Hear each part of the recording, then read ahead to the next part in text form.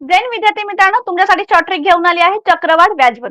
प्रश्न दिलेला आहे, दशादशे 10% दराने 5,000 रुपये मुद्दलाचे 3 वर्षांचे चक्रवाढ व्याज किती? ह्याचं उत्तर काढायचे सेकंदात. काय करायचंय बघा, 5,000 मुद्दल जे आहे ती लिहून घेतली मी.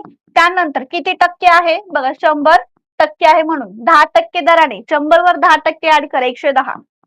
किती सांगितले? 3 वर्षांचे, त्यामुळे मी 3 वेळा लिहून घेतले.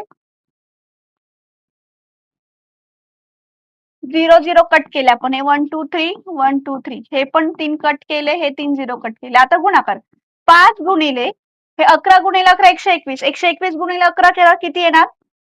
1331. आता यांचा गुणाकार केला आपण, 5 1 5, 5 3 15, 5 3 15 16, 5 1 5 आणि 6, 6,655. हे काय आलेले आपले रास आलेले आहे. त्याच्यातून आपल्याला जे 5,000 मुद्दल आहे ती 5,000 मी यातून मायनस करते, म्हणजे किती उत्तर येईल आपलं?